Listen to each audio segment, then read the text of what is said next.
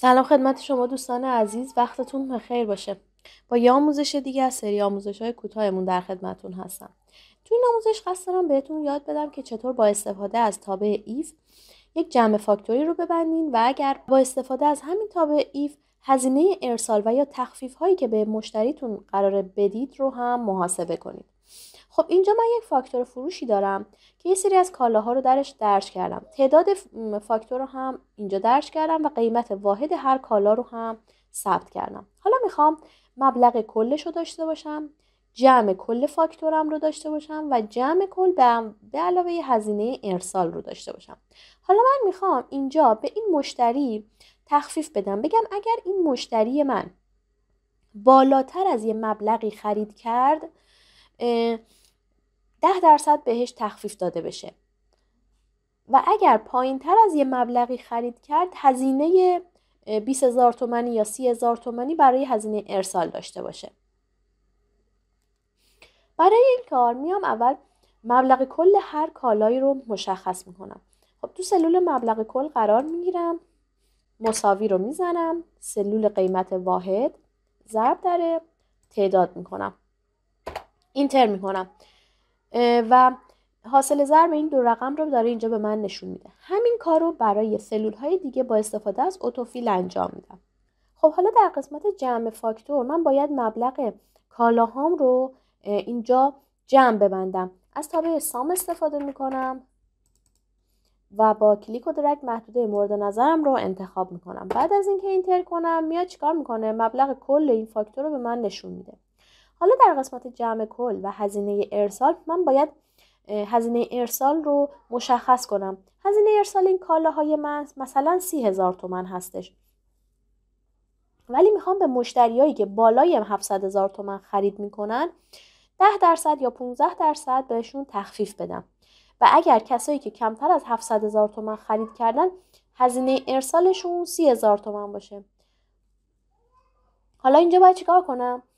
بیام از تابع ایف استفاده کنم، مساوی رو میذارم و تابع ایف رو فراخوانی میکنم. خب از قسمت اینسرت فانکشن کادر مربوط به آرگومان های این تابع رو انتخاب میکنم تا باز بشه. در قسمت لوجیکال تست من شرطم رو میذارم، میگم اگر سلول جمع کل که E32 هستش بزرگتر یا مساوی 700,000 تومان بود، اگر بود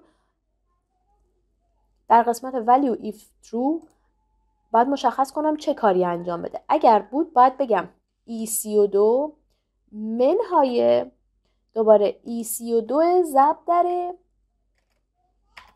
اون 15% تخفیفی که میخوام به چیز بدم، به مشتری بدم.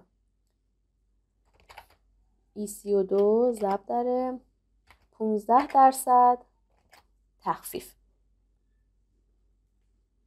حالا گفتیم خود این مبلغ رو منهای 15% همین مبلغ کن و اگر این شرط برقرار نبود چی کار کن؟ اگر که خرید ما بالای 700 تومان نبود بیا این E32 رو به علاوه یه 30,000 تومان کن که هزینه ارسال باشه.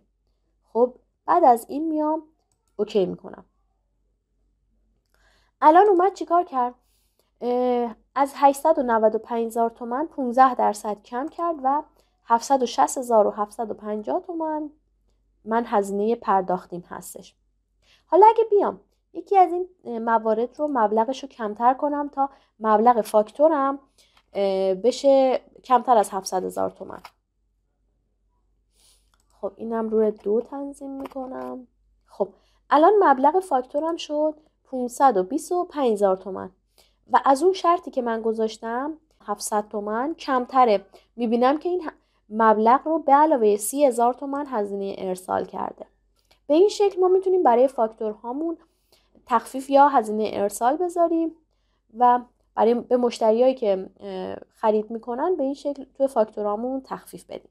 خب امیدوارم که این آموزش هم براتون مفید باشه و بتونید ازش استفاده کنید.